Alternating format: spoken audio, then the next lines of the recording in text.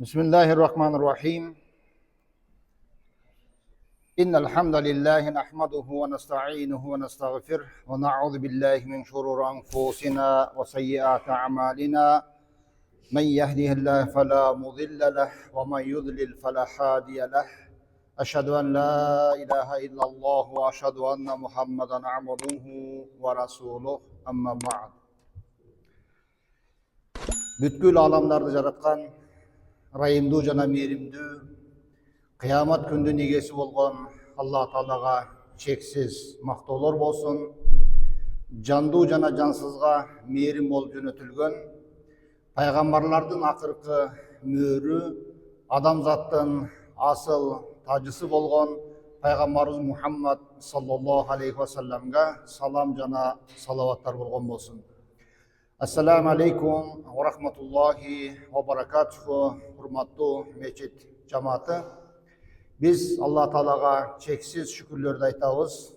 Өзүбүздүн эркибиз, өзүбүздүн каалообуз, өзүбүздүн бутубуз менен жума күнү жамаат менен жума окуганга Алла Таалам мүмкүнчүлүк берип, мына ушул жерге жеткизгендигине.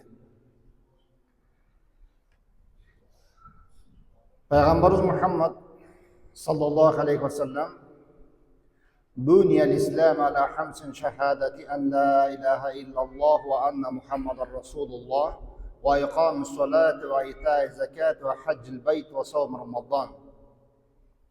İslam 5 türküktün üstüne ornatılgan.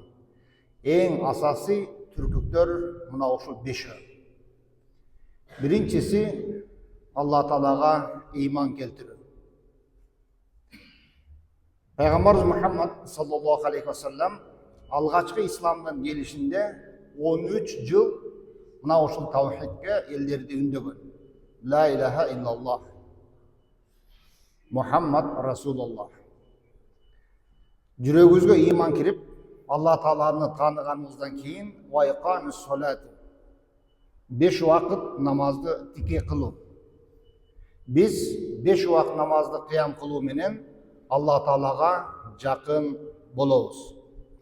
Биздин урухубуз таза болуштугу, ошондой эле бай менен кедейдин ортосунда махаббат болуштугу, бири-биринин жашоосун жакындан сезип билиштиги үчүн Allah Taala Ramazan ayында 30 күн орозо тутушту фарз кылды. Allah Taala ушунчалык мээримдүү зат, инсаниятка берилген байлыктар дагы таза болуштугу үчүн нисап, есеп, ошол байлык зекет бергенге жеткенде байлыгыбызга мейли малдардан болсун, мейли акчадан болсун зекет берүү. Эң акыркысы, 5-нчиси, Алла Таалам кимге мүмкүнчүлүк берген болсо, өмүрүндө бир жолу ажыга барып келүү. Жогору жакта айтылган төртөө тең инсаниятты тазалыкка, арулукка үндөп баштап келет. 5-нчиси дагы дал ошондой. Биз инсанбыз, кээ бир нерсени билип кетиришибиз мүмкүн, кээ бир нерсени билбей кетиришибиз мүмкүн. Мына ошол билип жана билбей кетирген кемчиликтерибизди, же болбосо илимсиздик менен кетирген кемчиликтерибиздин баардыгын тууралаш үчүн Алла Таалам ажылыкты бизге фарз кылды. Мына ушул күнү элибизден канчалаган үй бүлөлөрдөн ата-энелер, балдар, бир туугандар жана башка үй бүлө мүчөлөрү бүгүнкү күндө мына ушул Алла Тааланын улук болгон Макка Мукаррама жана Мадинатул Мунавварада турат. Узаткандардын бардыгы эсен аман ата-энем ажыга барып, ажысы хажыл мабрур болсун, эсен аман алдыбызга келип калсын деп Кудайдан мына ушул нерсени тилеп турат. Бул мүмкүнчүлүктү Алла Таалам ушундай жаратты. Макка Мукаррамага барып, Байтуллахты 7 жолу айланганда энеден жаңы төрөлгөн жаш наристе сыяктуу күнөөдөн арылуусу. Ажылык бул жөн гана саякат, же болбосо бир сапар болуп, эсептелбей турат туугандар. Ал эң биринчиси жүрөктүн тазаланышы. Жүрөктүн тазаланышы. Мына ушул ажыга бара жаткандагы биринчи даярдык бул тамак аш, кийим кечек, аркы беркини даярдоо эмес. Бул жолго болгон даярдык болуп эсептелет. Ал эми ажылыкка болгон даярдык бул жүрөктүн тазалануусу. Биринчи Алла Таалага тооба келтирип, я Раббим, менин билип жана билбей кетирген кемчиликтеримди, күнөөлөрүмдү кечиргин деп Алла Тааладан кечирим суроо. Андан кийин, я Раббим, эгерде кимдир бирөө мага туура эмес сөз айткан болсо, мени капа кылган болсо, мага туура эмес иштерди жасаган болсо, көрө албастык кылган болсо, гыйбат, ушак, жалган сөздөрдү айткан болсо, Аллахым, мен сенин ыраазылыгың үчүн ошолардын бардыгын кечирдим. Эми мен да кам сүт эмген пендемин, менде дагы толтура кемчиликтер бар. Аллахым, эми сен мени кечиргиниң деп Алла Тааладан кечирим суроо. Колу кошунадан, тууган уруктан, чогуу иштеген коллективден эгерде кимгедир туура эмес сөз айтып, туура эмес мамиле кылып койгон болсо, мына ошолордон барып, паланча досум, же болбосо тиги буум кошуна, мен ушу ажы сапарына кетип аттым эле, мени кечирип койгун деп кечирим суроо. Мына эң биринчи руханий даярдык ушул болуп эсептелет туугандар. Экинчиси бул рухтун жаңыланышы, күнөөлөрдүн кечирилиши, Алла Таалага кайра пенденин кайтышы. Кээ бир учурда биз Алла Тааладан аябай эле алыстап кетебиз. Көр тириликтин, бала чака багуунун, байлыктын артынан түшүүнүн, же болбосо жалкоолуктун, же болбосо шайтандын азгырыгынын негизинде биз Алла Тааладан алыстап кетебиз. А бул ажылык мына ошол Алла Таалага пенденин кайтыштыгына жол ачуу болуп эсептелет. Роббисинин Алла Тааланын алдына баш ийип, лаббайк деп, я Раббим, сенин буйруган нерселердин бардыгына мен ыраазымын деп Алла Тааланын алдына баш ийип, Алла Тааланын алдына ибадатты так аткаруу үчүн мына жалпы инсандар дүйнө жүзүндөгү мусулмандардан Алла Таала чакырган пенделер бүгүн сапарга аттанышты. Сапарга болгон даярдык мына ушундай болот туугандар. Анан кайсы жерде узун көйнөк сатат экен, кайсы жерде топу сатат экен, кайсы жерде чучуктун жакшысын сатат экен. Биздикилер ажыга болгон даярдыкта бир ай мурда ушуну башташат. Бишкектен паланча чучук алдыр, анан дунгандардан баягы колбасаны алдыр, анан паланты түкүндү алдыр. Жок туугандар, ажыга болгон даярдык мына жогору жактагы айткан даярдык болуп эсептелет. Ал-Имран сүрөсүнүн 97 аятында Алла Таала ушундай деген: Астагфируллах. Валиллахи алан-наси хиджул бейти мен истата алейхи сабила. Садакаллахул азим. Адамдардын Аллахтын алдындагы эң чоң милдети мүмкүнчүлүгү жеткендери Каабанын алдына барып ажы кылуусу. Мына өмүрүндө бир жолу ажыга барып келүү бул мүмкүнчүлүгү жеткен инсандар үчүн фарз болуп эсептелет туугандар. Ажылыктын эң чоң артыкчылыгы, эң чоң пайдасы бул кайсы дегенде, бул күнөөлөрдүн кечирилиши. Пайгамбарыбыз Мухаммад саллаллаху алейхи ва саллям: "Мен хаджа лиллахи фалам ярфус ва лам яфсук раджаа ка яумин валадатху уммуху." Ким Аллах үчүн калыс ажылык кылган болсо, жаман сөздөрдөн жана күнөөлөрдөн сакталган болсо, анда ал апасы жаңы төрөгөн жаш нәресте сыяктуу күнөөлөрдөн арылат. Биз көптөгөн күнөөлөрдү билип билбей аралашышыбыз мүмкүн, бирок Алла Таалам мына ушул ажылыктын фазилаты менен биздин кетирген күнөөлөрүбүздү кечирет. Ар бир инсан ойлонуп көрүш керек. Канчалаган күнөөлөр, канчалаган текеберлик, канчалаган көз жаш, канчалаган жашыруун кетирген каталар, канчалаган жашыруун кылынган күнөөлөр. Мейли түн ичинде болобу, мейли күндүзү болобу, эч ким көрбөдү, баамдабай калды, билбей калды деп күнөөлөрдү жасайбыз. Бирок далыбыздагы олтурган аник жана ракик деген периштелер биздин жакшы амалдарыбызды дагы, биздин кетирген кемчиликтерибизди дагы дайыма амал дептерлерибизге түшүрүп турат. Ушул жерде дагы Алла Тааланын мээриминин чексиздиги, ошол сол далыбыздагы олтурган периште кандайдыр бир ката кетирген болсок, ошол катага ушул пенде бир тооба келтирер бекен. Эгерде бир тооба келтирип калса, мен жазбай эле коеюн деп ошол кемчилигибизди 3 күн күтүп атат.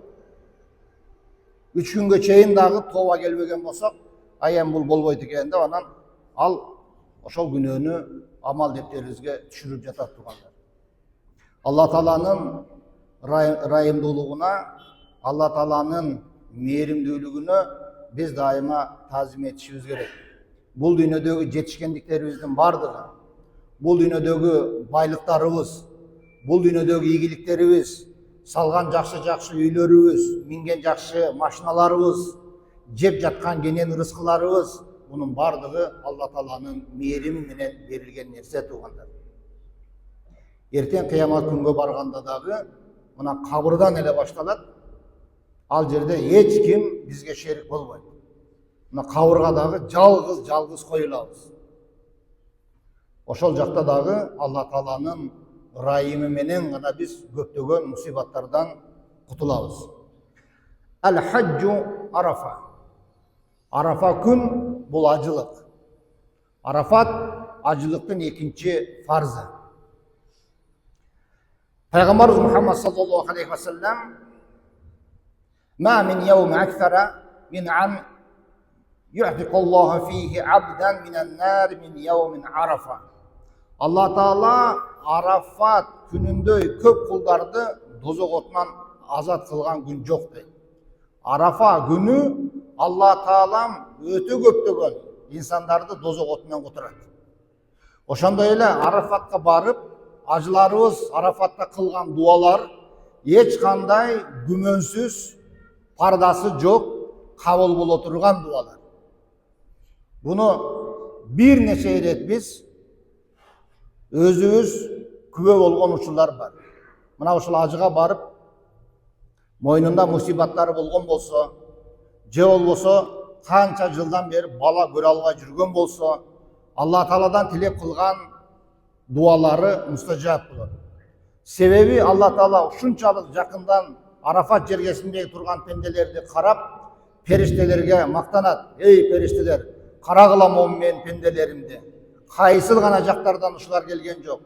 Өңдөрү озгон, тозгон, чарчаңкы, бирок мен ыраазылыгым үчүн келип, кол көтөрүп, тооба кылып менден кечирим сурап турат. Мен ушулардын кылган тообаларын кабыл кылдым, күнөөлөрүн магфират еттим дейт.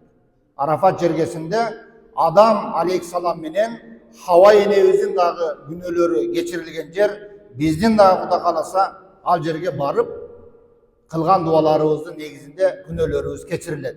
Эң негизги ал жердеги адамдардын айткан сөзү: "Я Раббим, мен сенден башка эч кимге таянбаймын" дейт.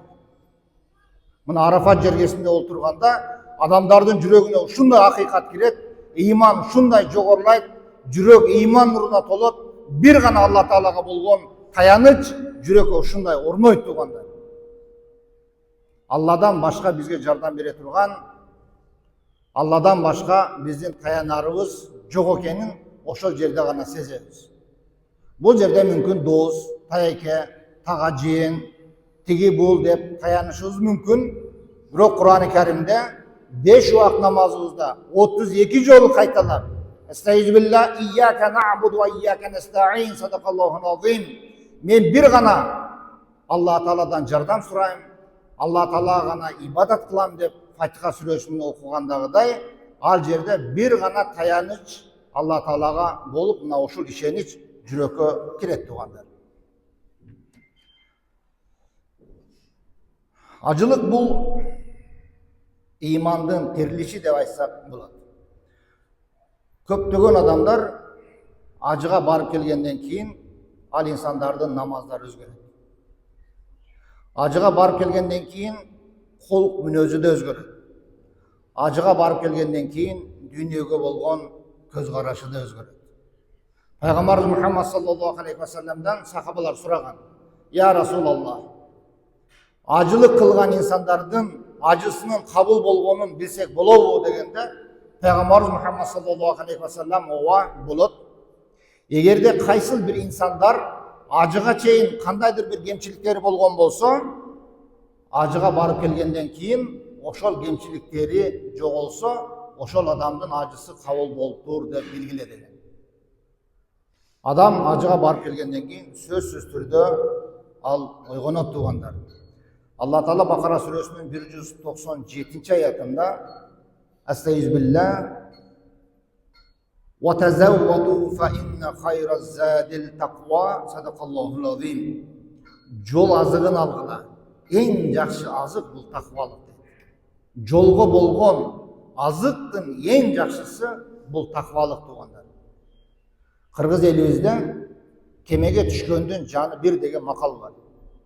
Пайгамбарыбыз Мухаммад саллаллаху алейхи ва салламга бир сахабаны мактап калышты.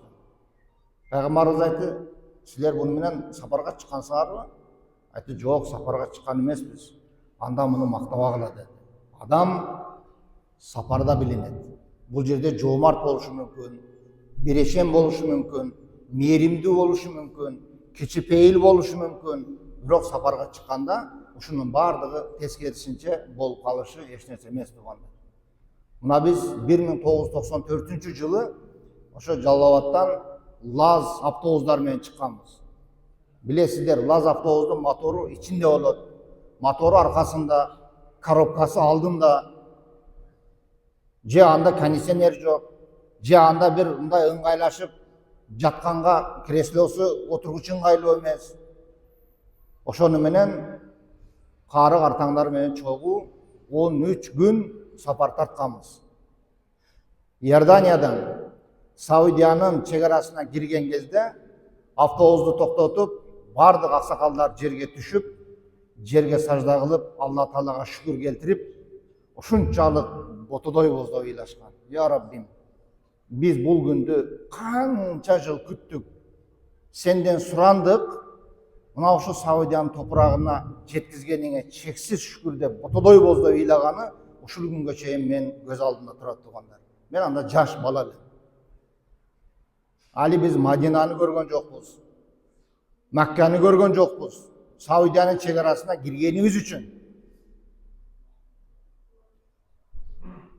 Ошол кездеги аталарыбыздын, апаларыбыздын ыйманы ушунчалык бекем, ыхласы ушунчалык күчтүү болгондуктан автобустун начардыгына, мотордун түтүн ичине ургандыгына, анда кондиционер жок экендигине эч нерсесине көңүл бурулган эмес туугандар. Мына ошол барган автобус барып Мавхи Кудай деген стоянкага токтогон, жакшынакай болуп эле автобустун жанында дагы бир 2 апта жатып ажылык кылганбыз. Гостиницанын, душтардын, ал жерде берилген тамак аш андайды көргөн эмеспиз. Мына ошол барган автобусубуз менен Арафат, Муздалифа, Мина өрөндөрүн кыдырганбыз. Жарым метр жылып токтойт, жарым метр жылып токтойт. Ичине түтүн толуп кеткен, кокусу өчүрүп алат болсо гыж болуп 15 мүнөт турат жүрбөй. Бирок адамдардын кубанычы, адамдардын ыраазычылыгы ушунчалык жогору деңгээлде болгон. Макка Мукарраманын Масжидил Харамдын жана территориясына чоң ак мрамор менен жерге төшөп койгон брусчатканын ордуна. Ошол брусчаткага жеткен кезде тапчкелерди чечип, сумкага салып, анан кийин мачитке кирилет эле. А бүгүнкү күндө мачиттин ичинде тапчкычен жүрүлгөн инсандар бар туугандар.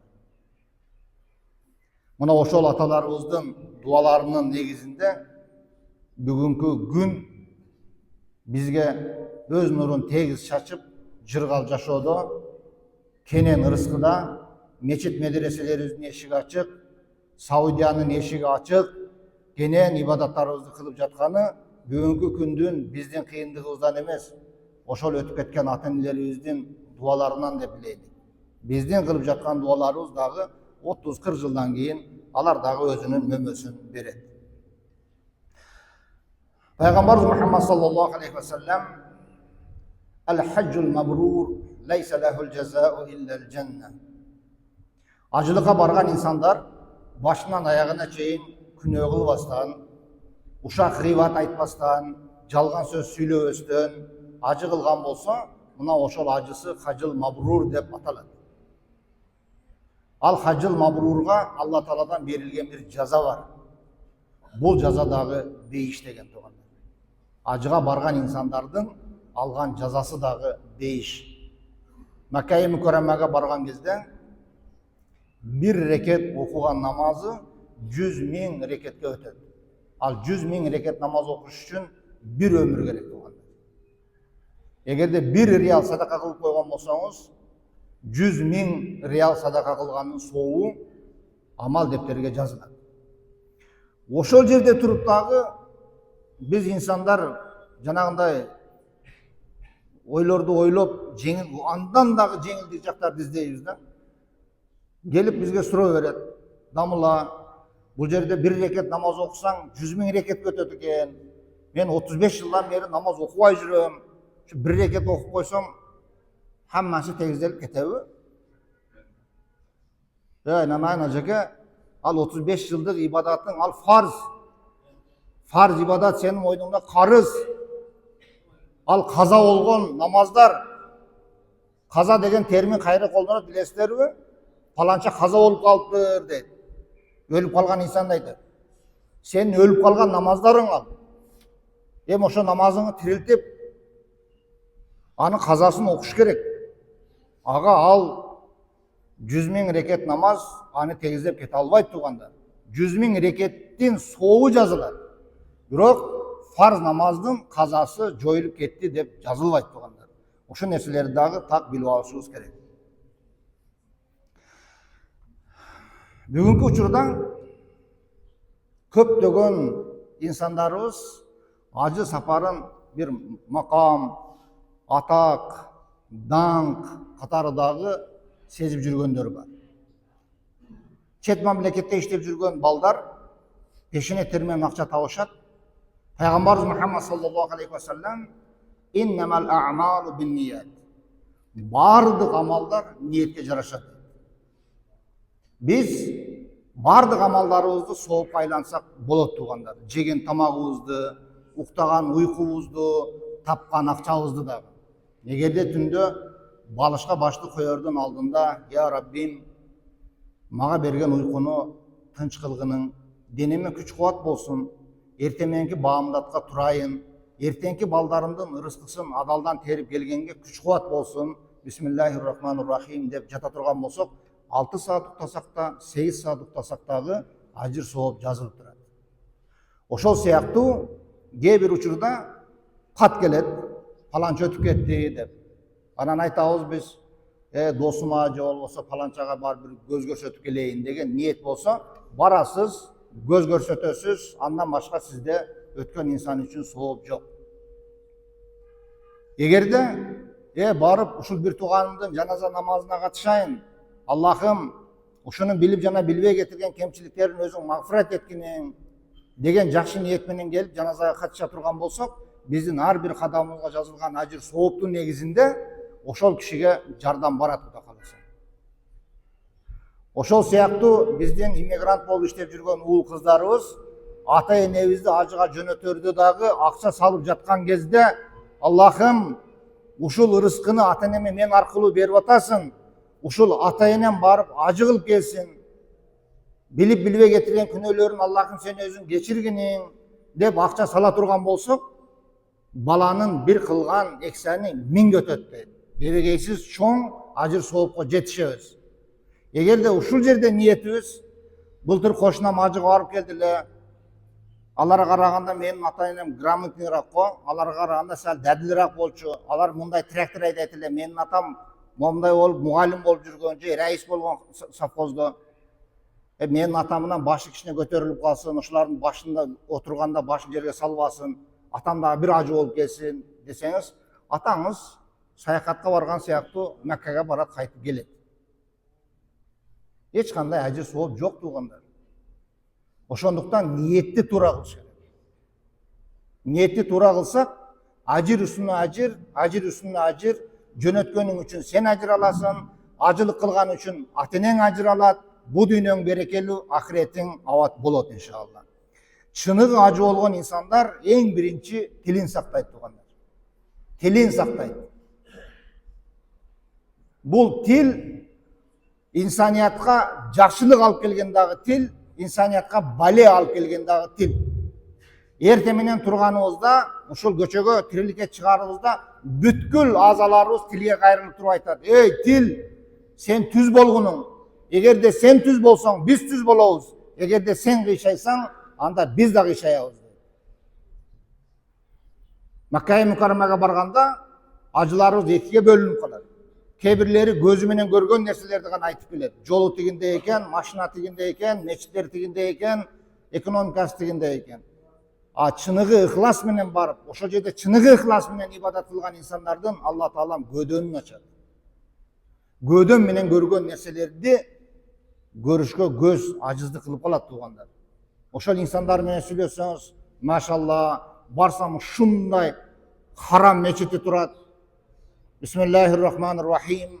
Аллахумма афтахли абваб рахматик деп, Аллахым мага рахмат эшигин ачкының деп, оң бутум менен харам мечитине кадам таштап кирдим.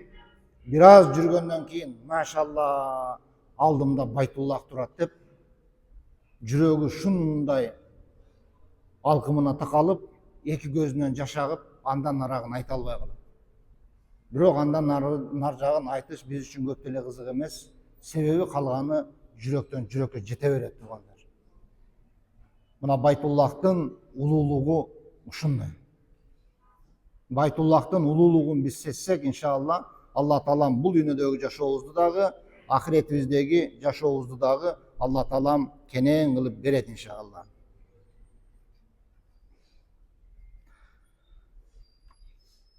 Пайгамбарыбыз Мухаммад саллаллаху алейхи ва саллям хижраттын 10-чу жылы, хижрат кылгандан кийин ошо 10-чу жылы Зулхиджа айынын 9-унда Арафатта туруп, ошол жерде хутбатул вада деп коет, коштошуу ажылыгын кылган. Пайгамбарыбыз Мухаммад саллаллаху алейхи ва саллям эң алгачкы коштошуу ажылыгында эмне деп айтты хутбада?